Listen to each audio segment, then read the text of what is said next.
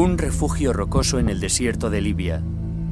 Un lugar donde se produjo un descubrimiento sin precedentes, la momia de un pequeño niño. Hasta el momento del hallazgo, todo el mundo creía que los egipcios eran los precursores de la momificación en África, pero este descubrimiento condujo al doctor Sabino di Lernia y a su equipo a desarrollar una nueva teoría que pone en duda todo lo que creíamos saber sobre el antiguo Egipto. Los conocimientos sobre momificación no son originarios de Egipto, sino que provienen de otro lugar, otra cultura, de otra parte de África occidental. ¿Quiénes eran? ¿De dónde venían? ¿Cómo lograron alcanzar tan elevado nivel en técnicas de momificación en una época tan primitiva? ¿Un pueblo desconocido momificaba a sus muertos mucho antes de que lo hicieran los egipcios? Este niño ha sido la clave para descubrirnos una cultura africana perdida desde hace mucho tiempo.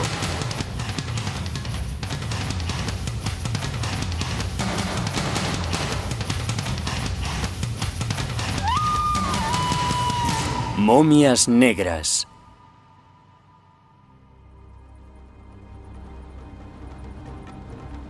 El Sáhara es el mayor desierto del mundo. Es también uno de los lugares más calurosos del planeta y también uno de los más lejanos. El arqueólogo italiano Dr. Sabino di Lernia de la Universidad de Roma ha estado conduciendo durante 2 días. Se dirige al macizo de la Cacus, al sudoeste de Libia, un país norteafricano. Al oeste está Argelia y al este Egipto.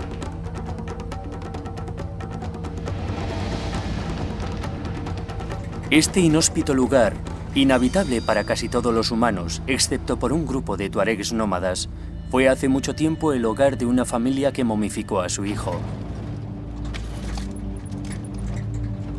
Año tras año, Sabino regresa a este magnífico entorno con la esperanza de descubrir sus secretos. Todo comenzó hace 40 años, con el descubrimiento de la momia de un pequeño niño, Juan Mahudhuch. El nombre le fue otorgado por el refugio rocoso en el que fue encontrado. Sabino y sus colegas han tardado varias décadas en revelar la totalidad del significado de este descubrimiento. Creo que el hallazgo de esta momia entre las rocas fue el inicio arqueológico y la reconstrucción histórica de las antiguas civilizaciones del Sáhara. Existe la creencia de que la mayoría de la población de Libia es de Oriente Medio, pero el equipo piensa que hace miles de años esta zona estaba habitada por africanos negros procedentes del sur. Pero aparte de algunas muestras de arte rupestre representando a cazadores negros, los arqueólogos no tenían ninguna prueba de ello. Con el hallazgo de la momia todo cambió. La importancia de la momia negra es inmensa. Tenemos la primera evidencia de que había gente negra en esta zona, lo cual ya suponíamos, pero no teníamos ninguna prueba de ello. Este era el comienzo de una extraordinaria búsqueda que acabaría descubriendo a una desconocida cultura africana.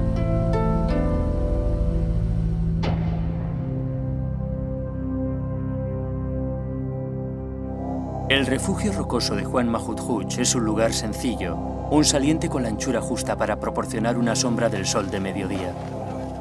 Sabino ha regresado a este refugio para encontrarse con el tuareg Ramadoni, que fue testigo del descubrimiento de la momia. Se centran en una zona pequeña, el lugar donde el predecesor de Sabino, el Dr. Mori, descubrió la momia. Estaba a la vista porque la erosión natural de la roca había descubierto una parte y tenemos que medir el lugar exacto donde apareció la momia envuelta, que debería ser justo aquí. Cuando el pequeño saco vio la luz, nadie estaba preparado para lo que contenía. Abrieron el saco y encontraron dentro a una momia. Fue realmente increíble.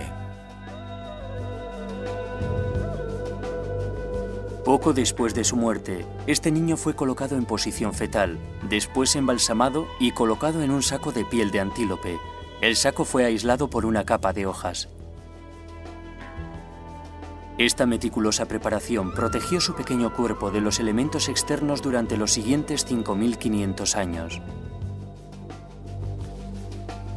El arqueólogo italiano supo que había encontrado una prueba importante.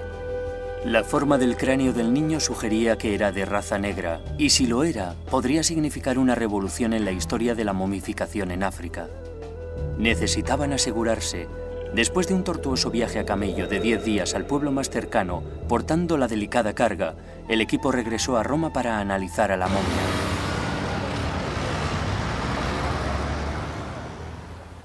El doctor Giorgio Manzi de la Universidad de Roma es uno de los principales expertos del mundo en restos humanos de Libia, y su departamento alardea de poseer una impresionante colección de cráneos libios. La razón por la que los miembros del equipo italiano de los años 50 dedujeron que el niño era de raza negra, un niño negro, es principalmente por la constitución de su cara, en concreto por la longitud de aquí, de la raíz de su nariz y también de aquí. Este desplazamiento hacia adelante de su mandíbula.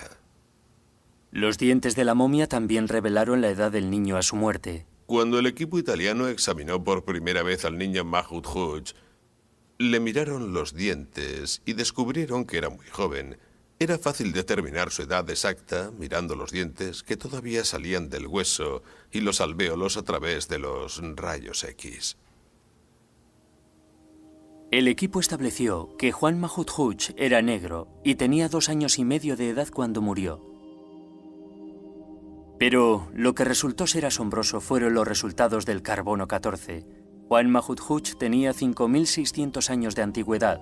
Esto lo convertía en la momia más antigua jamás encontrada en África.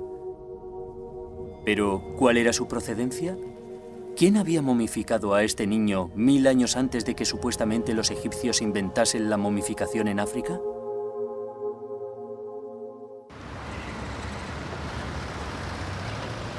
Los orígenes de Juan Mahmoud Hooch, la momia negra, eran un misterio. Para saber más sobre el niño, Sabino regresa al Museo de Trípoli, donde descansa la momia en la actualidad. Creo que la prueba más impresionante de la momia es la piel del cráneo. Puede verse por toda la cabeza. Es la piel del niño. Puede verse aquí, a lo largo de la espina dorsal y de la caja torácica. Hay mucha piel, lo cual es muy raro de encontrar. Aquí hay restos de alguna materia orgánica. Esto en realidad son los restos del interior de la momia. Creo que es imposible encontrar este tipo de pruebas sin realizar el proceso de la momificación. Como resultado de la momificación hay un corte en el estómago y se han eliminado los órganos internos. Probablemente lo rellenaron con alguna sustancia orgánica como arena que detiene cualquier actividad bacteriana, como hacían los egipcios en el Valle del Nilo. Lo que convierte a Juan Mahmoud Hooch en único es que es la momia eviscerada más antigua que se ha encontrado en África. Se le practicaron incisiones en el estómago y el tórax, extrajeron sus órganos y se le introdujo un conservante orgánico para evitar su descomposición. Este fue el proceso que colocó a la momia negra en el punto de mira mundial. Académicos, como la experta en momias y egiptóloga, la doctora Joan Fletcher, estaban intrigados. La primera vez que me interesé por la momia negra fue hace unos 15 años, con la publicación de un gran estudio sobre la momificación en el mundo. El interés que provoca la momia negra radica en el hecho de que está eviscerada. Los órganos internos han sido extraídos de su pecho, del tórax y, por supuesto, del abdomen. ¿Y por qué esta forma tan sofisticada de eviscerar es, en esencia, el método más temprano de momificación completa hallado en África? Evidentemente, es muy interesante que todo el mundo vea a Egipto como cuna de la momificación, cuando, de hecho, según la antigüedad de la momia negra, no había en Egipto nada parecido por aquella época. La pregunta que yo me hacía era: ¿contribuyó la momia negra, de alguna manera, al desarrollo que más tarde tuvo la práctica de la momificación en Egipto, o las dos tradiciones se desarrollaron independientemente?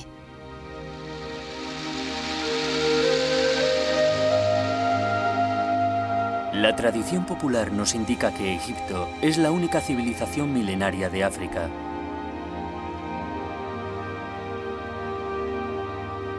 Su arte y religión son muy conocidas, y según la opinión más extendida, fue el origen de la momificación africana. Pero también están aquellos que creen que la momia negra es un reto hacia esa corriente de pensamiento tan establecida. El profesor David Mattingly está especializado en civilizaciones saharianas. Cuando se descubre una momia en algún lugar del Sáhara, no es sorprendente que la gente de la calle asuma que los egipcios estén implicados de alguna manera directa en ese proceso. Y creo que hay una imagen establecida de que Egipto es como un brillante faro que ilumina todas las parcelas oscuras del Sáhara.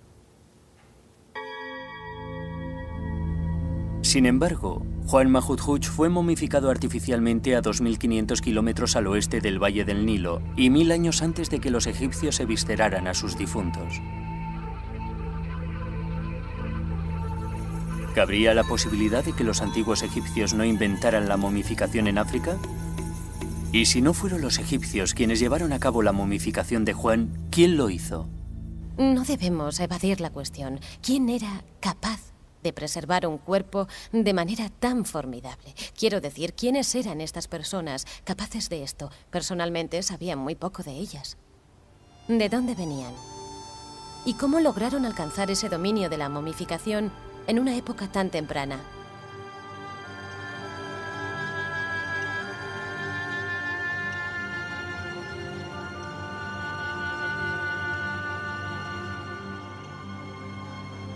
Sabino di Lernia ha estado investigando sobre Juan Mahmud y su pueblo durante los últimos 12 años.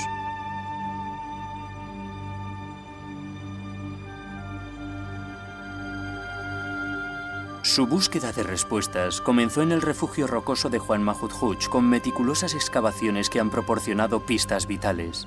Nos sumergimos en el periodo de la ocupación de Juan Mahmud.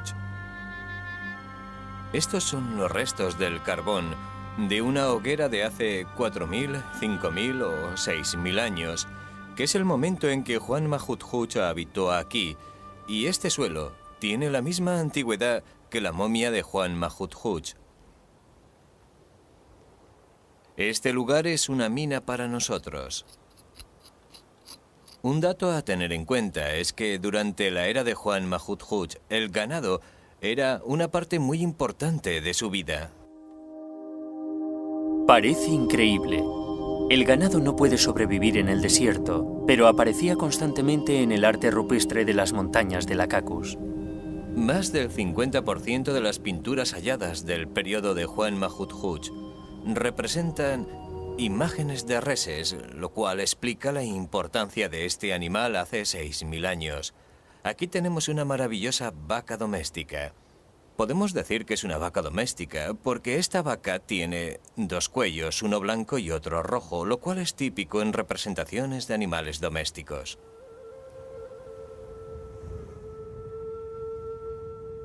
Vacas y cabras.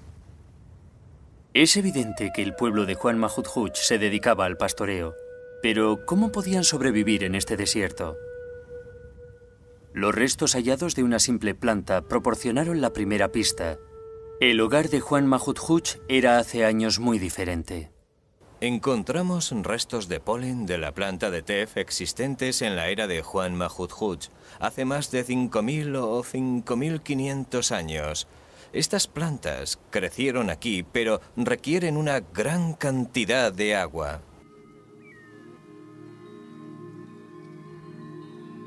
Las plantas de tef siguen existiendo en esa zona, pero solo crecen en los oasis.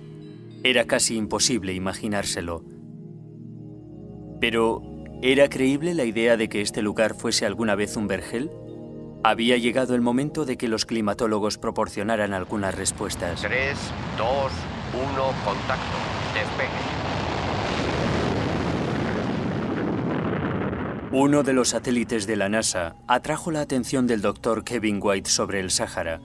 Ahora dirige a su equipo en la Universidad Inglesa de Reading y utiliza la última tecnología para estudiar los hábitats de la antigüedad. Los científicos de la NASA estaban observando imágenes de los desiertos occidentales como parte de sus estudios sobre la superficie de Marte por la semejanza que guardan. Y los observaban utilizando los instrumentos de radar y comparándolos con otras imágenes de satélite más convencionales. Y descubrieron una serie de cuencas de río enterradas. por lo que es hoy un gran manto de arena. El radar penetraba la superficie desértica descubriendo un antiguo sistema fluvial que hace tiempo alimentaba unos grandes lagos. En esta zona podemos ver un denso sistema interrelacionado de cuencas fluviales, que es completamente invisible en la imagen de la izquierda. Estos lagos se secaron hace mucho tiempo y son conocidos ahora por lo que los científicos denominan paleolagos. Kevin White está utilizando esta técnica para descubrir sistemas similares en el Sáhara Central de Libia. Pero son los sedimentos de los paleolagos lo que más interesa a Kevin, porque en ellos está la historia del pasado. Los sedimentos del lago suelen proporcionar mucha información sobre lo que sucedía en las vertientes adyacentes y en los lugares de alrededor. Podemos empezar por reconstruir la vegetación, también podemos reconstruir parte de la hidrología, la naturaleza del agua. También disponemos de un archivo de fósiles que puede ser muy útil en algunas circunstancias. Pero como podéis ver, es un lugar de difícil acceso. Para reconstruir estos climas, el equipo necesitaba recoger muestras para ser analizadas. Un colega de Kevin, el Dr. Nick Brooks, está planeando un viaje a Libia utilizando los mapas del satélite. Tras esta duna de aquí hay un tramo difícil. Cogeremos esta ruta y por aquí debería haber una vía que la atraviesa.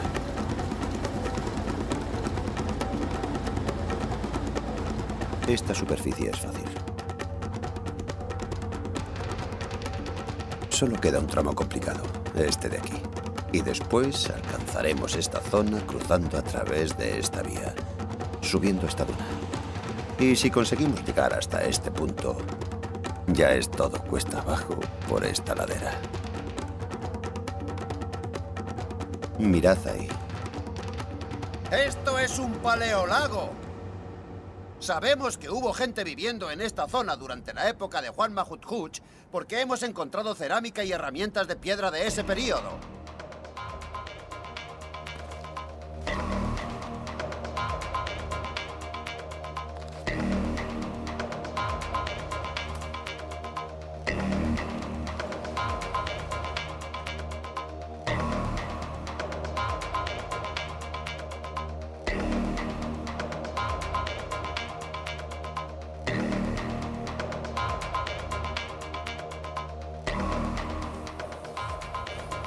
Lo que en realidad estoy buscando son restos orgánicos de los depósitos de los lagos para poder datarlos mediante la prueba del carbono 14. Podemos datar cosas como conchas o caracolas que creemos que vivieron en este supuesto entorno húmedo. Podemos encontrar huesos de animales como elefantes, rinocerontes y cocodrilos. Puede que incluso peces. Eso sería estupendo.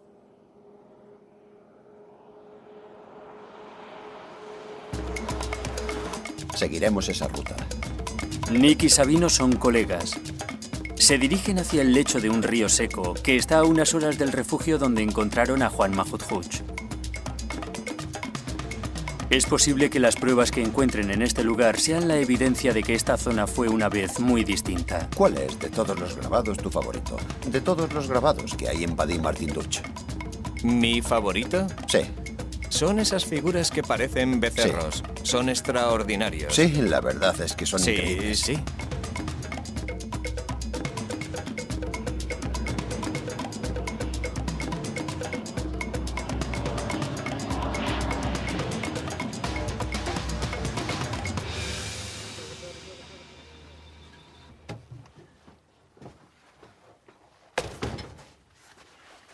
Martin Duch es uno de los yacimientos de arte rupestre más famosos de África.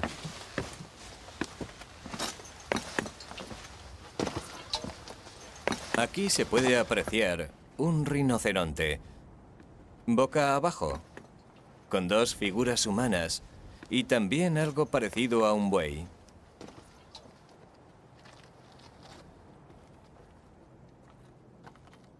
Hay muchos animales. Hay un elefante y 2 o 3 jirafas. Y hay muchos detalles. Sí, es bastante complejo. Está muy bien. La jirafa es impresionante. Es una pena que haya perdido el hocico, pero está muy lograda. Sí, y estos 3... Sí, por supuesto, son estupendos. Están esos que representan figuras de reses. Y mi favorito es aquel del rincón, que creo que es una obra maestra del arte rupestre, en la zona de Wadi Martin Duch. Mira, aquí abajo está el hocico de la jirafa. ¿De verdad? Sí, eso parece. Ah, sí, ya la Ahí veo. está. Sí, sí, No tiene podía estar razón. muy lejos.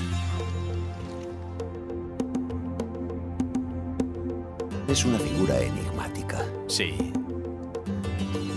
Todos los animales que están aquí representados viven solo en la sabana, pero fue en la siguiente talla donde encontraron la pista. Esta es una de las tallas de arte rupestre más famosas de Vadim Martinduch. Representa a un cocodrilo en un estilo libre, que creemos que es la forma más antigua de estilo en arte rupestre aquí en Vadim Martinduch. Es realmente espectacular. Sabemos que este tipo de animales como elefantes, jirafas y algunos de los grandes animales pueden vivir en entornos muy secos. Sí. Pero no tan áridos como este lugar está hoy en día. Sí. Esta era la prueba final. Esto fue la cuenca de un río. Seguro. Los cocodrilos no viven en sitios áridos. Desde luego. Observando los grabados en esta roca y utilizando nuestra imaginación, podemos especular con el aspecto que tenía este lugar y qué es lo que sucedía en él. Probablemente estaríamos de pie junto a la orilla de un río, que podría ser un río estacional o algo parecido. Puede que hubiese algunos hipopótamos en las zonas poco profundas. Este sería un lugar peligroso para nosotros, ya que habría cocodrilos que estarían acechándonos desde el agua. Habría muchos animales salvajes en este lugar. Es posible que hubiese elefantes en la orilla. En esa zona de ahí habría una sabana. Y yo he visto el grabado de un león, así que probablemente habría leones cazando gacelas y jirafas o lo que fuese. Y también habría personas cazando animales. Sí, sería un apacible panorama africano. Exactamente, como los que hay en el sur de África hoy en día, como en Zimbabue, Tanzania, Kenia o demás países.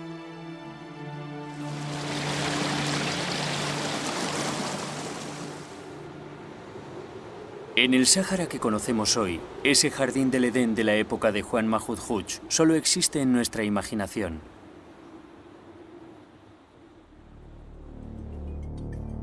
Pero es posible tratar de experimentar lo que era un lago en medio del desierto.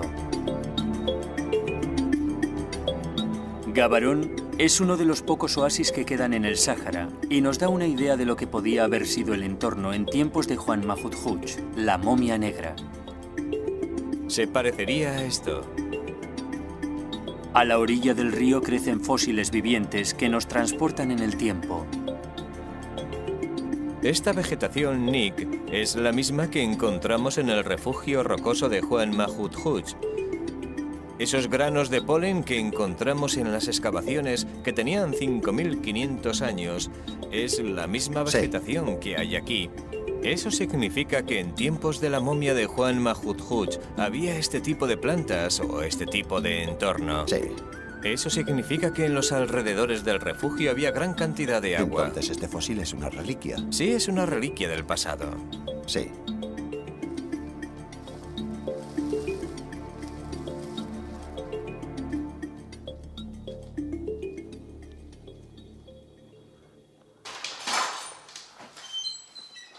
El Dr. Nick Brooks regresa a Reading. El análisis del clima en esa época le ha proporcionado a Kevin suficiente información para reproducir un modelo medioambiental de hace 10.000 años. Déjame terminar con este pequeño paisaje de aquí y te enseño lo que tenemos. Es muy emocionante. Muy bien, vamos a ver. El lago está reproducido de acuerdo con los datos que tenemos. Nos sumergimos en las arenas profundas que hay aquí. Es más fácil volar que conducir sobre él. Y aquí es mucho más rápido. El modelo nos traslada del árido presente a los tiempos de Juan Mahmud Hooch, cuando el clima del Sáhara era totalmente distinto, cubriendo sus dunas con vegetación y convirtiendo sus valles en lagos.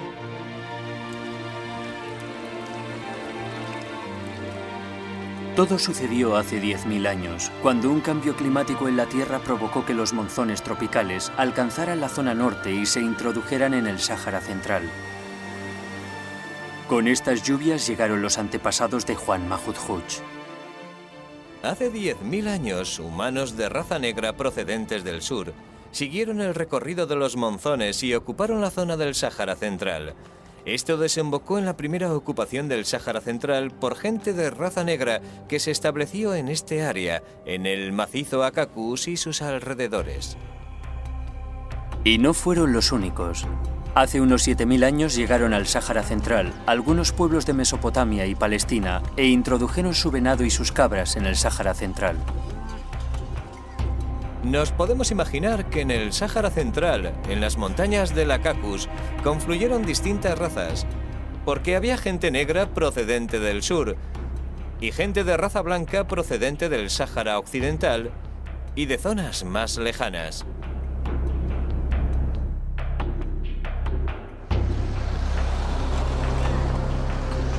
Hoy en día podemos apreciar en Libia el legado de esta mezcla. Cuando paseo por Libia, siempre me impresiona la increíble diversidad humana que uno se encuentra y que se refleja ampliamente en una zona, que es como un cruce de caminos, en donde Libia une al Mediterráneo con tierras del Sáhara. Libia ha sido un punto de encuentro de distintos pueblos a lo largo de toda la historia, pero es verdaderamente sorprendente ver que esa cualidad se remonta a tiempos tan lejanos, entremezclando a blancos del Mediterráneo con negros del Sáhara. Eso se aprecia claramente en este estudio del Sáhara Central. Esta diversidad étnica da explicación a algunas de las intrigantes imágenes de arte rupestre que Sabino no acababa de entender. Las caras de estas personas no eran negras como las de Juan Mahmud Hooch, sino blancas, como se puede comprobar mirando el perfil de esta cara y su fisonomía.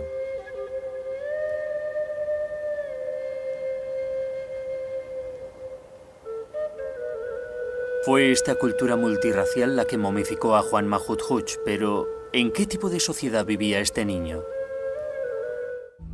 Una de las pistas importantes a seguir era el collar de cáscara de huevo de avestruz que la momia llevaba intacto cuando la descubrieron. Todavía conservamos algunas de las piezas de ese collar de huevo de avestruz. En las civilizaciones antiguas, la inclusión de bienes sepulcrales indicaba la realización de un ritual y ceremonia, y el proceso de momificación sugería algo más. A pesar de que Juan Mahmud Hooch es la única momia completamente sahariana que se ha encontrado jamás, probablemente este pueblo había estado momificando a sus difuntos durante cientos o miles de años antes de que este niño muriera. Lo que es interesante de la momia negra es la sofisticada forma de visceración que le practicaron. Estamos ante un muy elaborado proceso de momificación, que desde luego no pudo haber aparecido de repente. Evidentemente, las momias negras son el resultado de un desarrollo muy complejo que emplea técnicas altamente especializadas. ¿Momificaron a Juan Mahmud Hooch porque era alguien especial? Podemos decir que la familia de Juan Mahmud Hooch no era especialmente rica o poderosa. De hecho, este tipo de antigua sociedad era bastante igualitaria en su organización social. El hecho de que haya sido momificado un niño tan pequeño, empleando tanto cuidado y atención, nos sugiere que en esta sociedad no se juzgaba a sus individuos por sus logros o méritos personales. Por lo tanto, sus gentes momificaban a aquellos miembros de la sociedad que con frecuencia eran considerados los menos importantes, como por ejemplo los niños, con la esperanza de que volvieran a vivir una vida de ultratumba. Y creo que eso nos dice mucho de estas personas. Este acto conlleva mucha compasión y amor. Lo evidencia el deseo de que este proceso mantenga al niño difunto cerca de ellos para toda la eternidad. Pero fue la fecha en la que Juan Mahmud Hooch fue momificado la que planteó la cuestión. ¿Empezó la momificación africana aquí, en el Sáhara Central? Hemos comprobado que en este lugar vivían los que realizaron la momificación más antigua de África, de unos 5.000 años de antigüedad, y que al menos es 1.000 años más antigua que las momias egipcias. Esto quiere decir que el proceso de momificación, los conocimientos sobre la momificación, no nacieron en Egipto, y aquí tenemos las primeras pruebas. Es muy tentador sugerir que había algún tipo de movimiento o de corriente ideológica del Sáhara Central que se extendía hacia el Valle del Nilo. Es una conclusión muy tentadora, pero como arqueólogo necesito pruebas más fiables de ello. Sabino sabía que muchos de los descendientes de la momia negra habían sido obligados a emigrar del Sáhara Central solo 500 años después de su muerte. Los estudios climáticos confirman otro cambio medioambiental hace 5.000 años, devolviendo al Sáhara a su árido aspecto actual. De nuevo tenemos que imaginarnos que la era prehistórica estaba afectada por multitud de cambios climáticos y los cambios climáticos tendían a ser muy calientes en esta parte de África. Hace 6.000 años, o puede que 5.000 años, hubo una crisis árida y la gente tuvo que emigrar. ¿Era entonces posible que el pueblo de Juan Mahudhuch emigrara al fértil valle del Nilo, llevando consigo los conocimientos sobre momificación? ¿O las dos tradiciones se desarrollaron independientemente?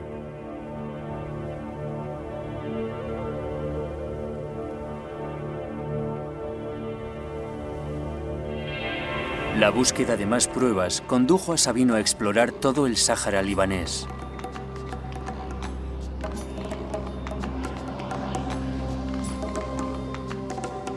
¿Existía una conexión entre esta cultura del Sáhara y las sociedades egipcias del Valle del Nilo? Y lo más intrigante era si había otras innovaciones procedentes del Sáhara que hubieran influido en el antiguo Egipto.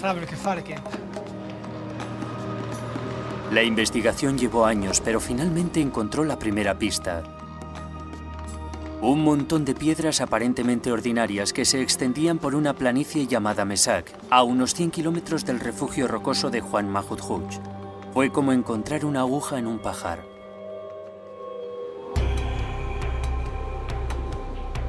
Sabino tropezó con el misterioso monumento que atestiguaba que el ganado tenía un gran significado en los rituales de los pueblos del Sáhara. Esto implicaba un sacrificio sangriento, y aquí estaba la prueba de ello. Encontramos este grabado representando al venado y cuando lo descubrí, algo me dijo que probablemente este monumento tenía algo que ver con el culto animal. Así que decidí excavar en este lugar y encontramos huesos de vacas y carbón. Era la primera prueba sólida, una prueba arqueológica de que existía un tipo de ritual conectado al culto del ganado. Los huesos encontrados databan de la misma época que Juan Mahudhuch y estaban enterrados en un monumento de piedras circular de unos 3 metros de diámetro y contenía piezas de cerámica como ofrendas rituales. Los descubrimientos en Libia de las zonas rituales donde las culturas saharianas sacrificaban reses sagradas me recuerda a las prácticas que más tarde se darían en el Egipto faraónico, donde encontramos que el ganado era sacrificado en rituales dentro de los templos y era ofrecido a los dioses habitualmente en forma de ofrendas sagradas. Pero también se ofrecían en los cultos funerarios, cuando a las momias humanas se les daba finalmente sepultura. El momento álgido de un ritual funerario era cuando se ofrecía la pata delantera de una vaca al difunto. Y mientras todavía bombeaba sangre, se ponía en la boca de la momia con la intención de transferirle la vida que pudiese quedar palpitante en este miembro amputado. La intención de este ritual era transferir vida al difunto con la esperanza, el ardiente deseo de que esta persona pudiera vivir una vida después de la muerte. El ganado tenía la función de transmitir un poder sagrado, un conocimiento sagrado o, si lo prefiere, sagrada energía a los humanos muertos. Aquí se da lugar a una relación simbiótica entre humanos y animales que está muy latente en el Egipto faraónico y que, como estamos viendo, también estaba muy latente en las culturas del Sáhara Occidental. Por lo tanto, el concepto egipcio de que los animales proporcionaban un puente entre los humanos y los dioses no era nuevo. De hecho, el culto a las reses ha estado presente en el Sáhara Central miles de años antes de que alcanzara su cenit en el Valle del Nilo. Es muy tentador sugerir que existe un tipo de relación entre esta evidencia cultural de gran relevancia sobre el culto al ganado en el Sáhara y el florecimiento del culto animal en la ideología egipcia. Creo que esto es bastante probable.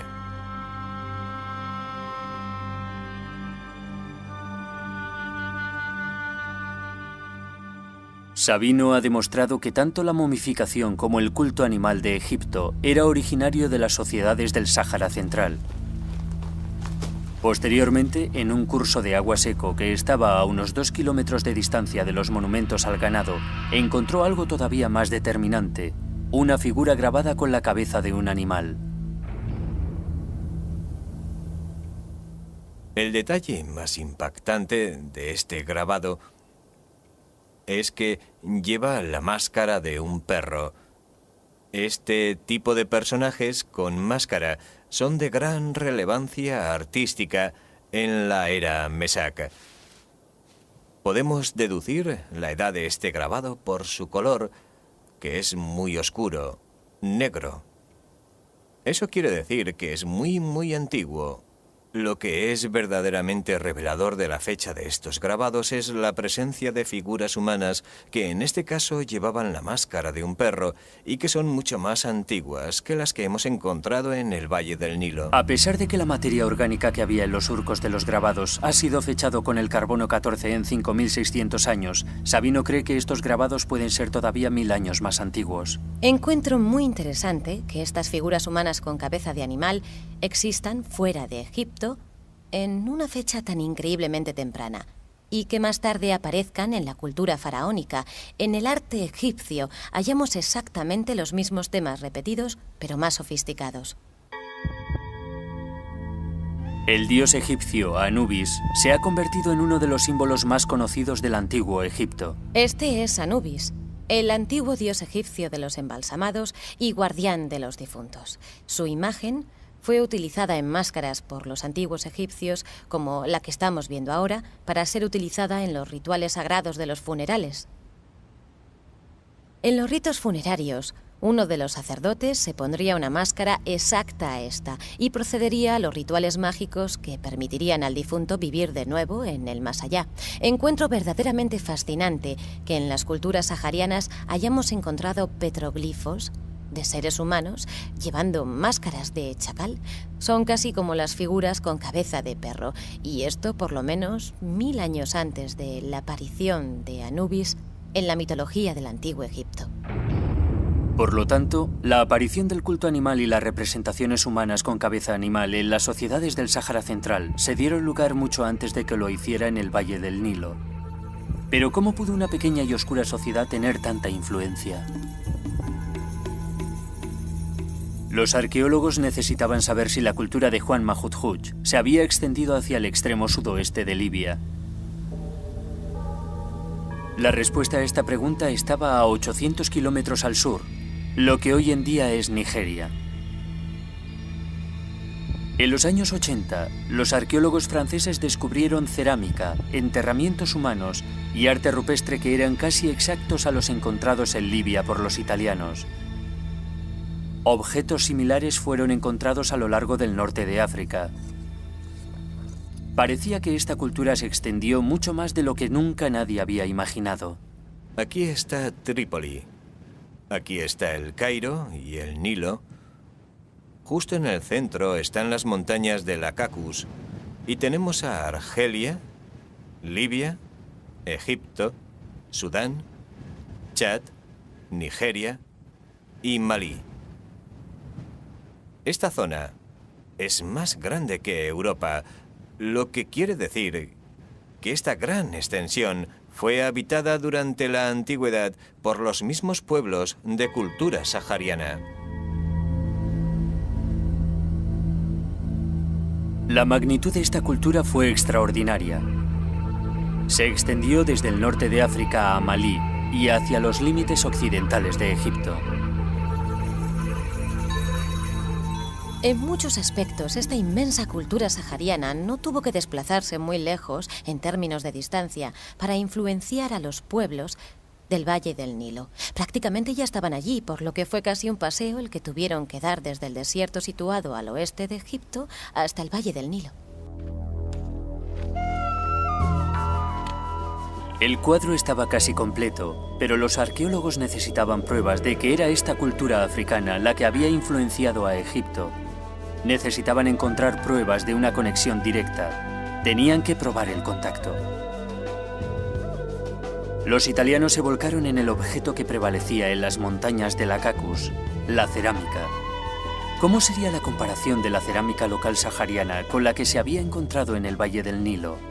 En una cueva cercana al refugio rocoso de Juan Mahmud, Sabino descubrió restos de cerámica que se dataron como los más antiguos de África. Todavía podemos apreciar que es una pieza de cerámica que probablemente tenga más de 9000 años. Y está decorada con un dibujo ondulante. Esta pieza es probablemente la más antigua que existe en el mundo. El equipo italiano recogió suficientes restos de cerámica para reconstruir un cuenco completo, que ahora se encuentra en Roma con Sabino. Esta es la pieza de cerámica que encontramos en el yacimiento de Juan Mahmud y es muy típica por el modo en que está decorada. Probablemente tenga unos 6000 años. Este tipo de decoración es producida por la impresión de un palo. Hemos encontrado cerámica decorada de manera idéntica a lo largo de una zona muy amplia. Este no es un cuenco cualquiera. Tiene un inconfundible estilo sahariano. Es completamente diferente a la cerámica sin decorar encontrada cerca del Nilo. Pero las excavaciones en el Valle del Nilo descubrieron que hace 6000 años hubo una increíble influencia de la cerámica muy decorada del Sáhara. Hubo una serie de excavaciones arqueológicas, especialmente las de la zona sudanesa del Valle del Nilo, en donde hallamos cerámica de 10.000, 9.000 y 8.000 años de antigüedad, y de repente encontramos cerámica del Sáhara que es técnicamente muy diferente. Lo cual quiere decir que estos pueblos, o desde mi punto de vista, la comunicación de sus tendencias culturales llegó hasta la zona del sur del Valle del Nilo hace unos 6000 años. ¿Era esta la pieza final del rompecabezas? ¿Habían dado los arqueólogos con la prueba definitiva de que esta cultura sahariana había extendido su influencia por el Valle del Nilo? Y si fue así, ¿cómo sucedió? ¿Qué fue de estas gentes? A pesar de su influencia y sofisticación, ha desaparecido casi cualquier rastro de esta cultura sahariana. Es como si toda su historia hubiese sido literalmente enterrada por las arenas del desierto del Sáhara. Pero los arqueólogos se están asegurando de que sus innovaciones no murieran con ellos.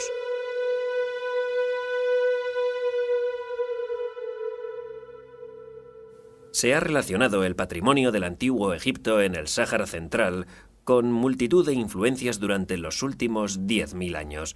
Pero si retrocedemos en el tiempo, 8.000 años, encontramos un periodo en que esta influencia se expresa de una forma muy distinta que puede transformar el concepto que tenemos hoy en día.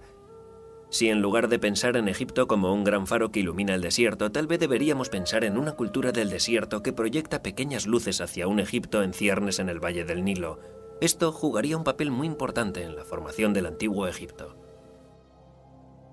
Yo creo que hay algunas tradiciones egipcias tempranas que fueron influenciadas por las tradiciones saharianas.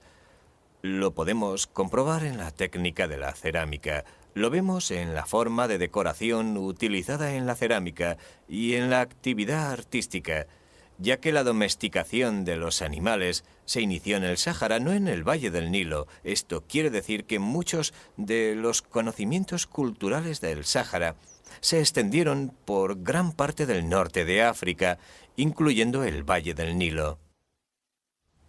Encuentro extraordinariamente fascinante que esta civilización del Sáhara Central nos muestre las características que generalmente hemos asociado con la posterior cultura del Egipto de los faraones. La momificación es un buen ejemplo de ello. Desde luego hay una conexión entre las dos culturas. A la pregunta de quién llegó primero, a los egiptólogos nos gustaría pensar que fue Egipto, pero creo que mucha de la información obtenida sobre las culturas saharianas debería hacernos replantear las cosas.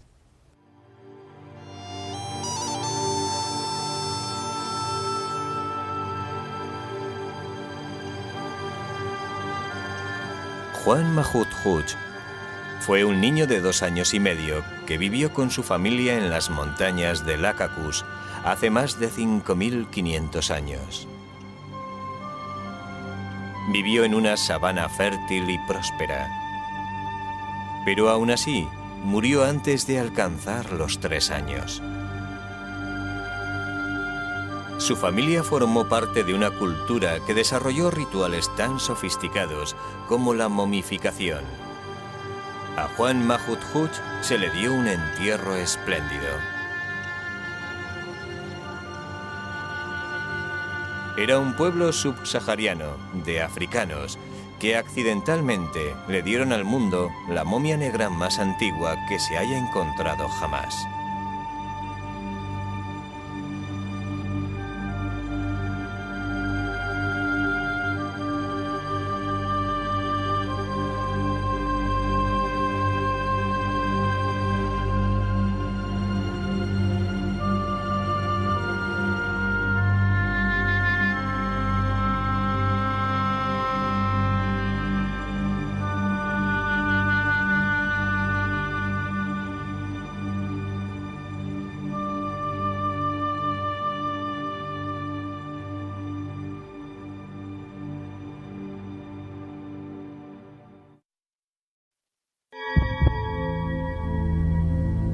Un refugio rocoso en el desierto de Libia. Un lugar donde se produjo un descubrimiento sin precedentes, la momia de un pequeño niño.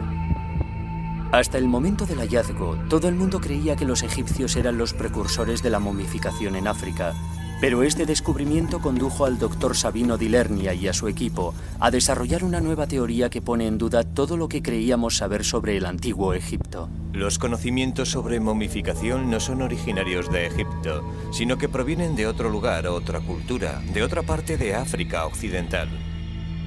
¿Quiénes eran? ¿De dónde venían?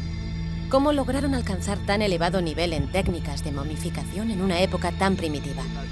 ¿Un pueblo desconocido momificaba a sus muertos mucho antes de que lo hicieran los egipcios? Este niño ha sido la clave para descubrirnos una cultura africana perdida desde hace mucho tiempo.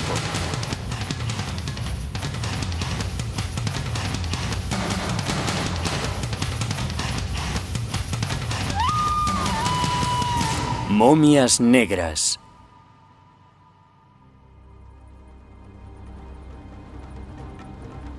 El Sáhara es el mayor desierto del mundo. Es también uno de los lugares más calurosos del planeta y también uno de los más lejanos. El arqueólogo italiano Dr. Sabino di Lernia de la Universidad de Roma ha estado conduciendo durante 2 días.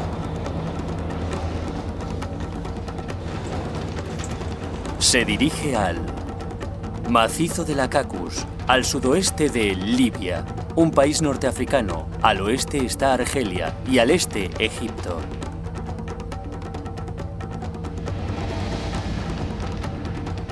Este inhóspito lugar, inhabitable para casi todos los humanos, excepto por un grupo de tuaregs nómadas, fue hace mucho tiempo el hogar de una familia que momificó a su hijo. Año tras año, Sabino regresa a este magnífico entorno con la esperanza de descubrir sus secretos. Todo comenzó hace 40 años, con el descubrimiento de la momia de un pequeño niño, Juan Mahut Hutch. El nombre le fue otorgado por el refugio rocoso en el que fue encontrado. Sabino y sus colegas han tardado varias décadas en revelar la totalidad del significado de este descubrimiento. Creo que el hallazgo de esta momia entre las rocas fue el inicio arqueológico y la reconstrucción histórica de las antiguas civilizaciones del Sáhara. Existe la creencia de que la mayoría de la población de Libia es de Oriente Medio, pero el equipo piensa que hace miles de años esta zona estaba habitada por africanos negros procedentes del sur. Pero aparte de algunas muestras de arte rupestre representando a cazadores negros, los arqueólogos no tenían ninguna prueba de ello. Con el hallazgo de la momia todo cambió.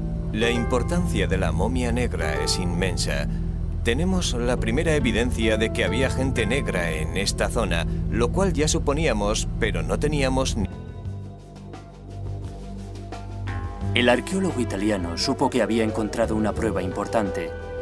La forma del cráneo del niño sugería que era de raza negra, y si lo era, podría significar una revolución en la historia de la momificación en África. Necesitaban asegurarse. Después de un tortuoso viaje a camello de 10 días al pueblo más cercano, portando la delicada carga, el equipo regresó a Roma para analizar a la momia.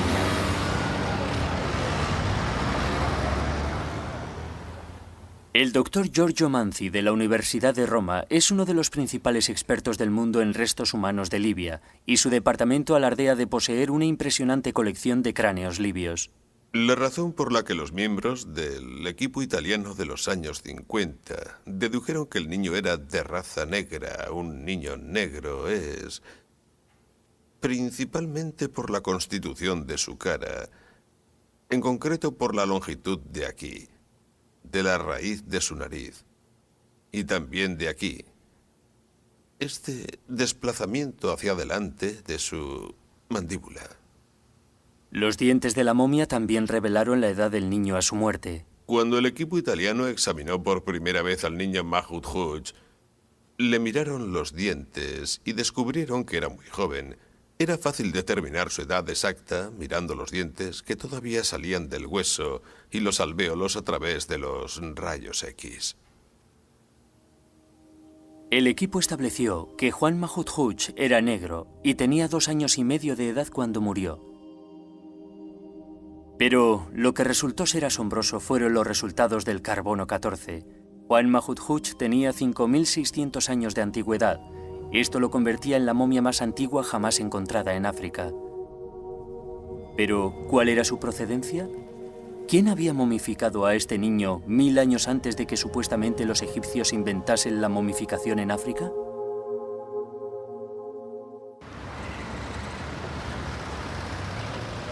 Los orígenes de Juan Mahmoud Hooch, la momia negra, eran un misterio.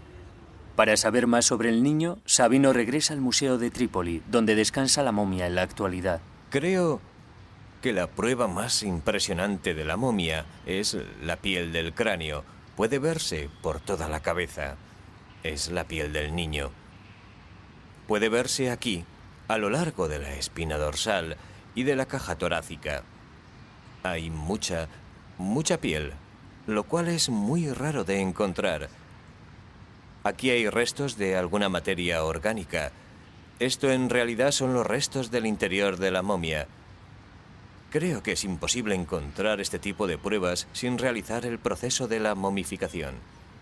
Como resultado de la momificación hay un corte en el estómago y se han eliminado los órganos internos.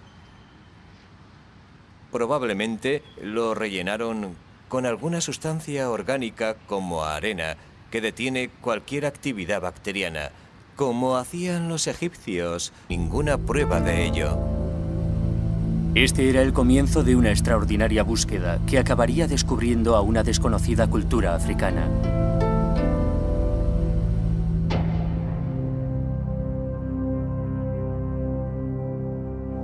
El refugio rocoso de Juan Mahmoud Hooch es un lugar sencillo, un saliente con la anchura justa para proporcionar una sombra del sol de mediodía. Sabino ha regresado a este refugio para encontrarse con el tuareg Ramadoni, que fue testigo del descubrimiento de la momia. Se centran en una zona pequeña, el lugar donde el predecesor de Sabino, el Dr. Mori, descubrió la momia. Estaba a la vista porque la erosión natural de la roca había descubierto una parte y tenemos que medir el lugar exacto donde apareció la momia envuelta, que debería ser justo aquí. Cuando el pequeño saco vio la luz, nadie estaba preparado para lo que contenía. Abrieron el saco y encontraron dentro a una momia. Fue realmente increíble. Poco después de su muerte, este niño fue colocado en posición fetal, después embalsamado y colocado en un saco de piel de antílope. El saco fue aislado por una capa de hojas. Esta meticulosa preparación protegió su pequeño cuerpo de los elementos externos durante los siguientes 5.500 años.